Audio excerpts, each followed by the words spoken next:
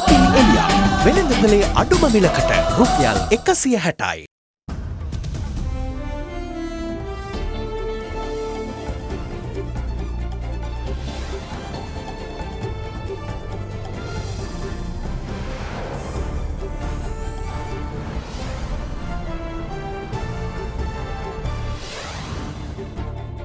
Tonight, getting the ball rolling. No confidence motion against the energy minister taken up for debate. There was some misinformation was given into this house regarding the proposed Petroleum Act. While the leader of the UNP has other issues in mind. The failure to notify the House on an arrest of a member of parliament. These are violations of the privilege of the House. Harin Fernando is a very vocal critic of the government. A similar issue has come up in connection with Honorable Richard Badudi. The Honorable Wickramasinghe, when he was the Prime Minister, by violating the Constitution, he has formed the CID. Alarm bells. Health authorities warn that 20 to 30% of COVID cases detected in Colombo are of the Delta variant. Preamble to the showdown. Key examinations postponed again while the Education Minister takes aim at striking teachers' trade unions once more. For any reason whatsoever, it would be singularly unjustifiable to withhold education services from our students. Double trouble. Sri Lanka's sovereign rating placed on review for downgrade by Moodys. All that and much more coming up on First at 9. This Monday, the 19th of July, 2021. ඒ කියන්නේ life boy අවස්ථා 10කදී ලෙඩ රෝග 10කට හේතු වන virus ඇතුළු විෂ බීජවලට එරෙහිව සටන් කරනවා කියලා. From AdaDerana, this is AdaDerana First at 9. Live from Studio 24 in Colombo. Good evening and welcome to First at 9. I'm Dhammike Kanayaka. Now then, the no confidence motion against Minister of Energy Udaya Gammanpila was taken up for debate in Parliament today after the sponsors of it, the Samagi Jana Balawegaya, refused a proposed amendment by leader of the United National Party, Ranil Wickramasinghe. Meanwhile, MP Wickramasinghe also voiced concerns about the police questioning of MP Harin Fernando pertaining to the Easter Sunday terror attacks and the manner of detention of MP Richard Badudi.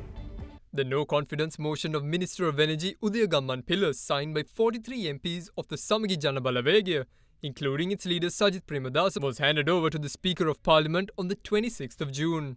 The motion was brought in opposition to the recent fuel price hike.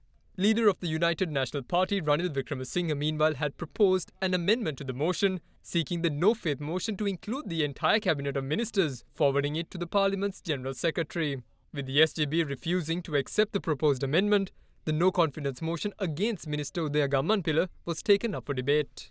විශ්වාස භංග යෝජනාව SM. Marikkar මන්ත්‍රීතුමා අද දින උදය ගම්මන්පිල්ල මැතිතුමාට එරෙහිව ගෙනෙනු ලබන විශ්වාස භංගයේ විවාදය ආරම්භ කරන්න ලැබීම පිළිබඳව මම සතුටු වෙනවා. ඒ වගේම ගරු කතානායකතුමනි දැන් පොදු ජන පෙරමුණේ ලේකම් සාගර කාර්යවසම් මැතිතුමා කිව්වා මේ තෙල් මිල වැඩි කිරීම ආණ්ඩුව අප්‍රසාදයට පත් කිරීමේ කුමන්ත්‍රණයක් කියලා ඉවරලා. ඔබතුමාලගේ ආණ්ඩුව කාලේ මිල සූත්‍රය හදලා තෙල් මිල වැඩි කළේ මුදල් ඇමතිද බලශක්තිය ඇමතිද?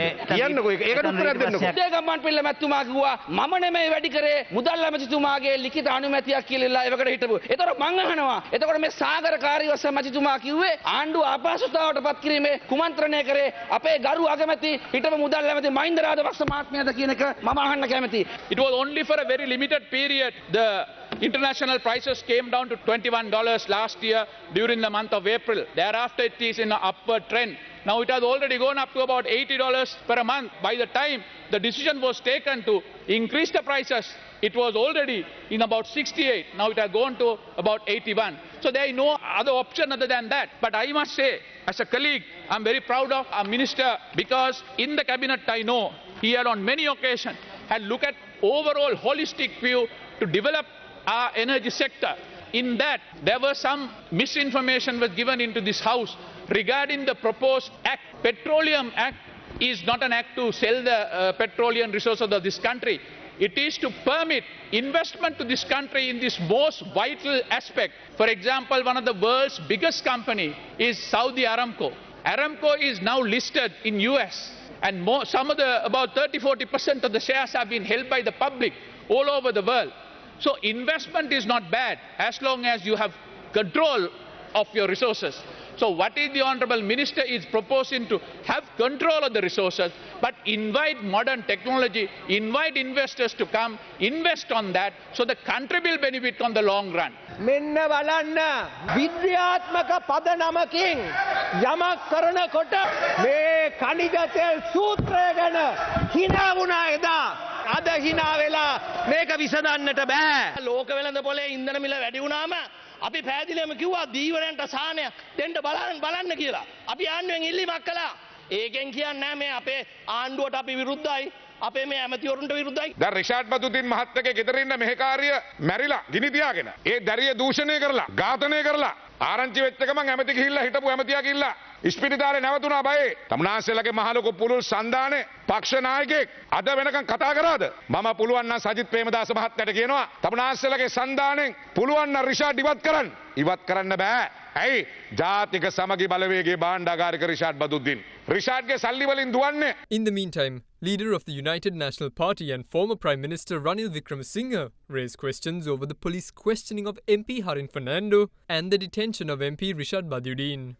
I am raising a question of the powers, privilege of this House concerning it. The failure to notify the House on an arrest of a member of Parliament and the failure to notify Parliament on the need to question an MP already appearing before a Presidential Commission of Inquiry. These are violations of the privilege of the House, not only of the members. Harin Fernando is a very vocal critic of the government in this House. The police attempted to interrogate him on a statement made by his father, which was already examined by the Presidential Commission of Inquiry, and thereafter take him into custody. This was prevented by an order of the Supreme Court. A similar issue has come up in connection with Honourable Rishad Badiuddin, a violation of the need for notification. If Parliament is to function, the members cannot be subject to any pressure or intimidation. First, let me deal with the question of Mr. Harin Fernando. The facts are that the previous night he rang me on the day of the explosion and told me that his sister had told him that morning that the previous night his father had said not to go to church and to be careful, there can be trouble. Now, let's presume that Harin Fernando's father gave the information. If the police didn't act on information given by the Indian intelligence services, do you think they are going to act on what was said by Harin Fernando's father? All the information was there. The next morning the Indians gave the information. So when all that information was there and they didn't act on it, do you think the police was going to act on what Fernando was going to say, which would have found out from some police officer? So if you now come to question him on a matter which is not relevant, which has been dealt by a Presidential Commission of Inquiry, there is only one conclusion.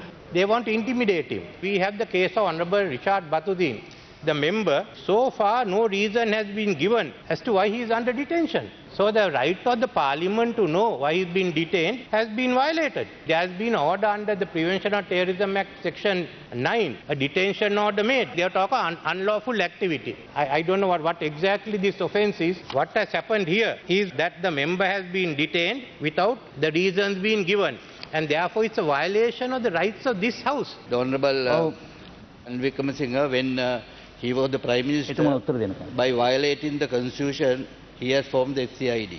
When he was the Prime Minister, by violating the Constitution, he had formed the Dushana Mardana Ekaka. And I must ask whether he has already read the May at that time. So the thing is this, I think, එයාට කිසිම සදාචාරාත්මක අයිතියක් නැහැ මන්ත්‍රීවරුන්ගේ අයිතිය ගැන කතා කරා. රිෂාඩ් බද්දීන් සම්බන්ධයෙන් ඔහු අත්අඩංගුවට ගත්තේ ඔහු මන්ත්‍රීවරයෙක් නිසා නෙමෙයි. ඔහු අත්අඩංගුවට ගත්තේ ඔහුගේ යම් සිද්ධීන් තිබෙන නිසා. නම ඒක දැන් නීතිපතිවරයාට යොමු කරලා තියෙනවා. හරින් ප්‍රනාන්දු මන්ත්‍රීවරයා අත්අඩංගුවට ගන්න කිසිම සැලැස්මක් තිබෙන්නේ නැහැ. ඔහු කිව්වා මහමලු කරුවෝ දන්නවයි කියලා. මහමලු කරුවෝ දන්නව නම් ජාතික ආරක්ෂාව දෙසා ඔහුගේ යුතුයකමක් තියෙනවා. අපරාධ පරීක්ෂණ දෙපාර්තමේන්තුවට ඇවිල්ලා පැටවර කරන්න. අඩසිය වසකට වැඩි ජනතා විශ්වාසය නව සංයෝගයකින් රයිනෝ රූෆිං සහ සීලිං sheet.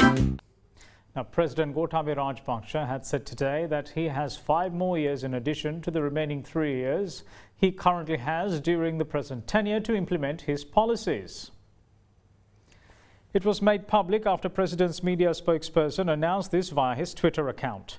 The comment had been made by the head of state during a meeting with the heads of media institutions. President Gotabaya Rajapaksa had added that Sri Lanka has become a leading country in the global vaccination drive. The President had also pointed out the positives, of bioagriculture and had requested the heads of media institutions to promote the importance of using organic fertilizer. Further, the discussion had also focused on the use of renewable energy.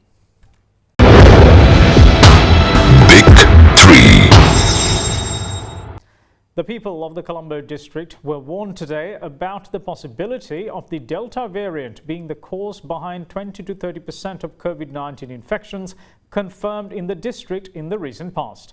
As health authorities renewed calls for adherence to health and safety protocols to curb the spread of the virus, another batch of US-made Pfizer COVID-19 vaccine arrived in the island. It will complement a fast-paced inoculation drive being worked off at present. Health authorities, along with the support of the tribe forces, are currently implementing a fast-paced vaccination program. The country's over 30 population is the target group to be given at least a first dose of a vaccine against COVID-19 by September. By last evening, 5,628,576 people had been given the first dose in the island, using 5 of the 6 COVID vaccines approved for emergency use in Sri Lanka. From that 5 million plus figure, 1,686,564 persons are completely immunized as they are given both doses. In the Western Province, the target is to vaccinate the over 30s by the end of July with at least 1 dose. There are 3,328,177 people in the Western Province above the age of 30 who are eligible for the vaccine.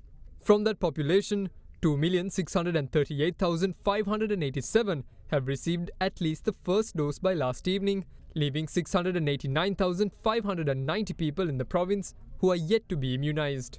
The number of people in the Western Province to have been given both doses of vaccine against COVID-19 is 768,333. One of the hardest virus-hit districts is Colombo, with the area coming under the Colombo Municipal Council carrying an even higher risk. CMC's Chief Medical Officer Dr. Ruan Vijay is content with the pace of vaccination within the local authorities' jurisdiction. So far, we have about 80% of all the people who are 70 and above years of age vaccinated against COVID-19. And when we take the age category of 30 and above, already 65% have been vaccinated. And if we take so-called gardens, where large majority of people are residing, about 70% of all this Watu community had been vaccinated. There are about 107,025 people have been vaccinated with Covishield or AstraZeneca vaccine until the beginning of month of April, and out of them about 20,000 they received the second vaccine as well. So there are about 87,000 who are waiting to get their second dose, and we were told that within another 1 week or so we will be getting the required doses, and once we receive those doses we will send SMS to your mobile phone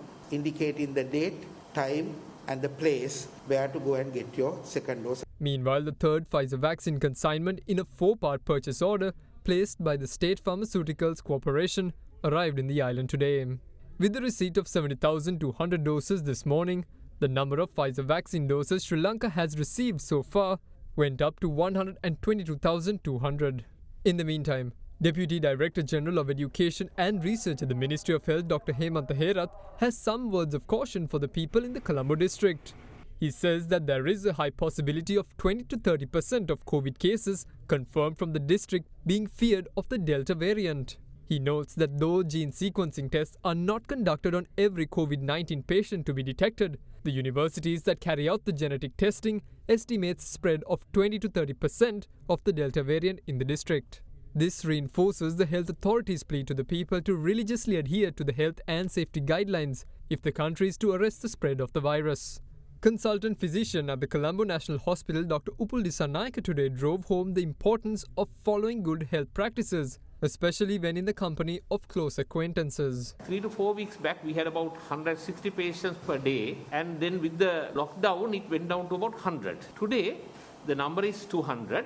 And 50% of these people need oxygen for their survival. So there are 100 people who are on oxygen at the moment. It's with the face mask and higher amounts of oxygen delivery devices as well. Most of the time, you are not afflicted with this illness from outsiders. It's very rarely that we see people getting COVID-19 from unknown persons. It's almost always from an office worker, one of your colleagues, and you have taken a tea or have shared a meal with that person. So stop eating together, stop having tea together, and wear the mask all the time when you are indoors, especially in confined spaces and when you are in air-conditioned environment.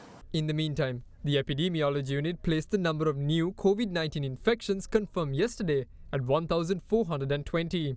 The Western Province recorded the highest with 546. On a district-wise count, the Colombo district recorded 256 fresh cases, the highest. Mullaitivu meanwhile had the least number of new infections yesterday, as only 2 were confirmed. 18 imported COVID-19 infections were also part of yesterday's caseload.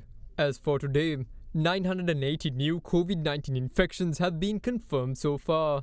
There were also 972 COVID recoveries in the island today, taking the overall tally to 261,848. Now, as the teachers continue to strike demanding that the government resolve their salary anomalies, Minister of Education Professor G.L. Peiris once again reiterated that withholding the education of children, irrespective of the nature of the reasons, is unjustifiable. In the meantime, the Minister of Education also announced new dates for the GCE Advanced Level Education, or examination I should say, as well as the Grade 5 Scholarship Examination for the year 2021.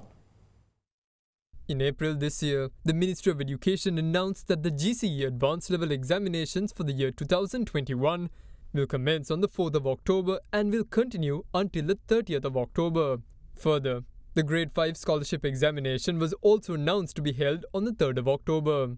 However, considering the country's pandemic situation, the ministry announced today that both examinations will be postponed to November this year. We think that a slight postponement is justifiable in the circumstances in order to give relief to the candidates who are sitting for this examination. We have now decided on the new dates for the holding of the GCE Advanced Level Examination for the year 2021. The new dates are from Monday, the 15th of November to Friday, the 10th of December.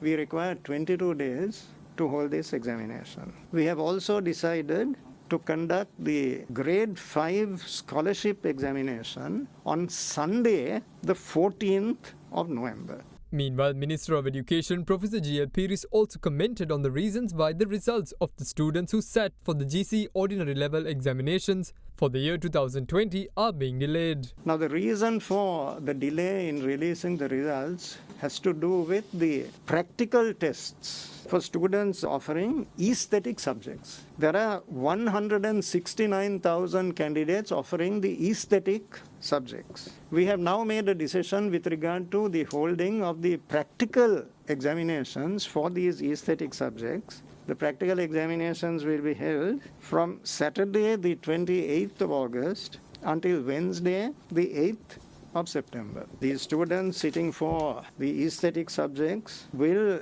be asked to come to their respective schools on Monday, the 26th of July, and principals of schools have been issued with detailed instructions with regard to the preparations that need to be made before the practical tests are conducted on the dates which I have just indicated. Further, the minister announced a new deadline for the acceptance of applications for the Grade 1 of government schools. The deadline at the moment is Saturday, the 31st of July. But again, in view of the prevailing situation, it has been considered appropriate to extend that deadline somewhat by 1 week. And we will now be accepting these applications until Saturday, the 7th of August. In the meantime, in a bid to reopen the schools, the government started the vaccination of school teachers and non-academic staff across the island on the 12th of July. As of this morning, 97% of the teachers and non-academic staff in the Western Province have received their first dose of a COVID-19 vaccine. Further, 83% of the teachers and non-academic staff in the Southern Province, 68% in the Yuva Province, 58% both in the Northwestern as well as 56% in the North Central Province have received their first dose. In addition, 52% of the teachers and non-academic staff in the Sabaragamuwa Province, 42% in the Central Province, and 23% in the Eastern Province have been immunized with the first dose by this morning.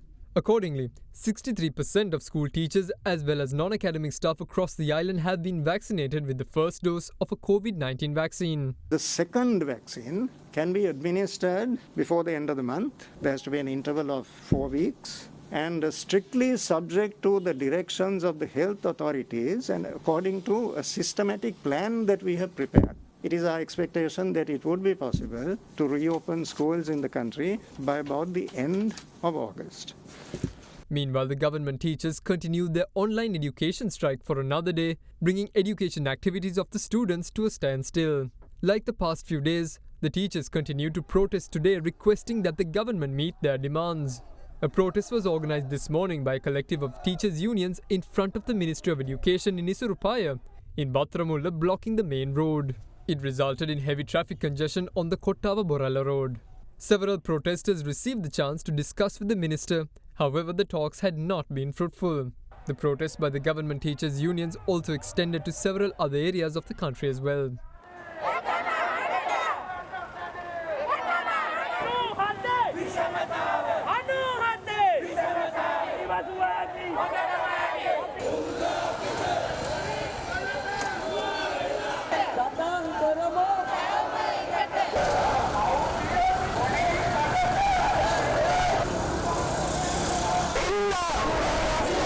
With showdown talks planned between the teachers' trade unions and the Minister of Education tomorrow, the subject minister reiterated today that depriving children of their education is unjustifiable. My firm conviction is that for any reason whatsoever, it is singularly unjustifiable to withhold education services from our students because the harm inflicted on them would be irreparable. They are innocent children, they have done no harm, and there is absolutely no justification for punishing them directly or indirectly, intentionally or unintentionally, by withholding these services, which are absolutely essential for them to go forward in life. So my fervent appeal is that teachers in the country, while every effort is being made to resolve their grievances, should continue online teaching for the moment. And when schools are reopened, as I believe would be possible at the end of August, I would appeal to them to come back to their classrooms and to continue educational activity for the well-being of students in this country. Join us again on the other side of this break. ගෙදරකට තේ හදනවා කියන්නේ වෙනම වැඩ. එක එක්කිනාගේ පදම වෙනස්. මෙලිබන් තේ ගෙදර පදමට තේ. Welcome back. You're watching First at 9. Now, Minister of Youth and Sports and State Minister of Digital Technology and Enterprise Development, Namal Rajapaksa, says that the government aims to build the country's sports economy into a billion-dollar industry. Addressing an event in Colombo today, he added that the government is looking at sports manufacturing as well. The launch of the BreadTech S3 face mask was worked off this morning in Colombo under the patronage of Minister of Youth and Sports and State Minister of Digital Technology and Enterprise Development, Namal Rajapaksa.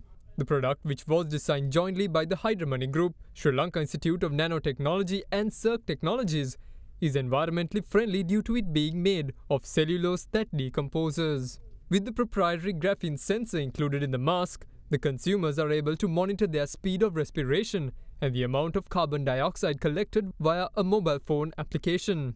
Addressing the event, Minister Namal Rajapaksa commended the product and delved into the topic of the sports economy in Sri Lanka. What we are looking at is the sport economy. So we have given a target through our Sports Council and to the Sports Ministry that we need to look at least build the sport economy in this country to a billion-dollar industry within the next 4 years. So we are looking at different aspects, different events, different innovations. So one aspect is, of course, the traditional sports that we are looking at. Then also we are looking at things like LPL, IPL sort of a model that we played LPL last year and this year. Also, hopefully, we will be going to play that to host the tournament.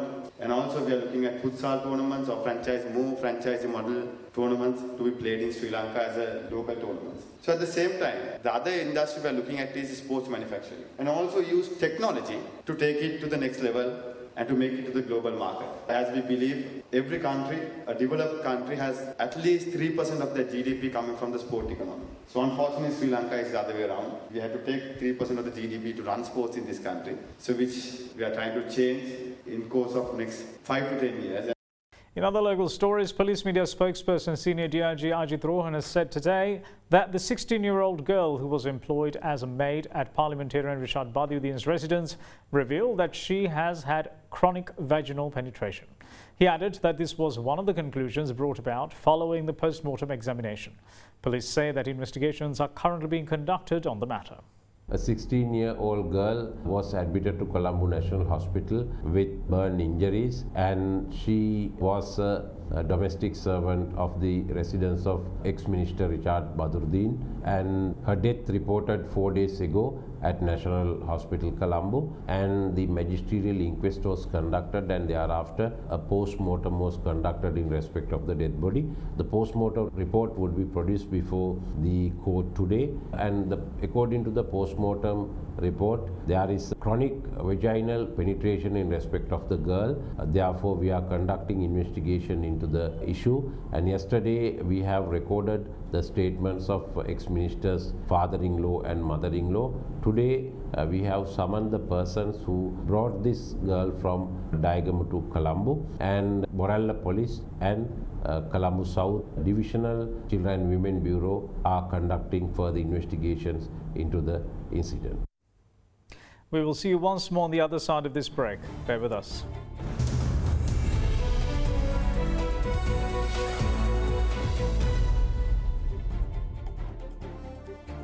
Welcome back. This is First at 9. Now, Sri Lanka's CAA1 sovereign rating has been placed on review for downgrade by Moodys, citing weak external position and decreasing institutional strength. The ratings agency said in a statement that the decision to place the ratings under review for downgrade is driven by Moody's assessment that Sri Lanka's increasingly fragile external liquidity position raises the risk of default. This assessment, it said, reflects governance weakness in the ability of the country's institutions to take measures that decisively mitigate significant and urgent risks to the balance of payments.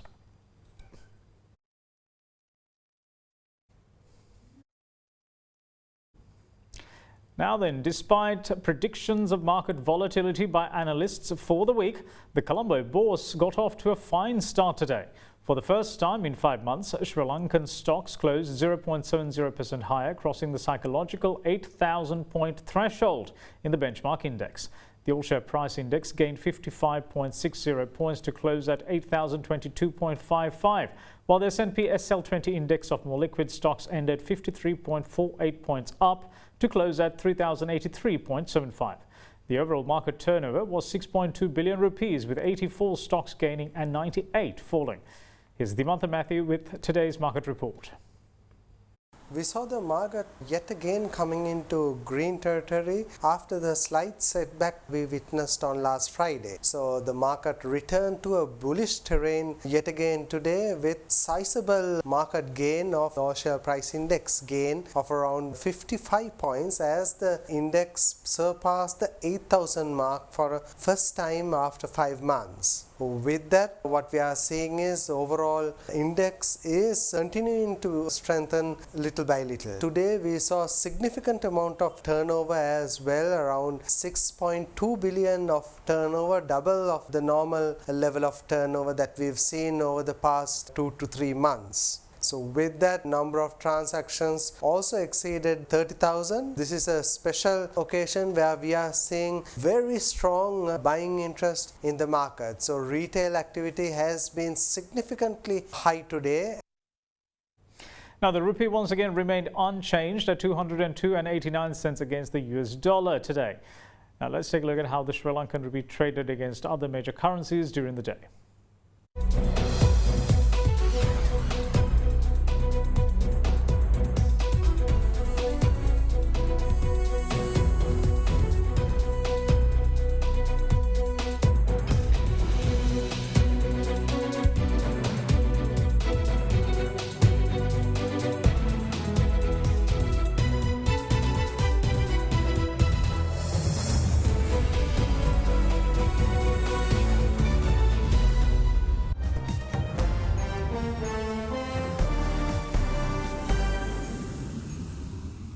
The Indian Parliament began a new session today amid allegations that spyware from an Israeli firm was used to hack phones of parliamentarians, businessmen and journalists.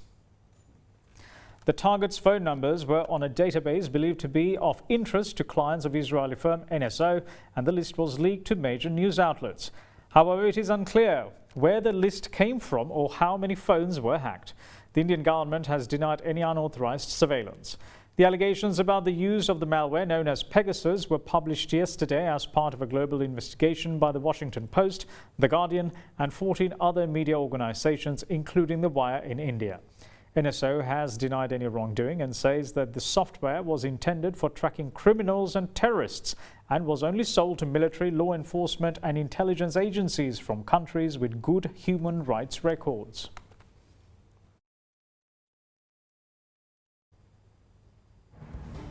And that's it from all of us here at First at 9. Thanks for watching. Bye-bye.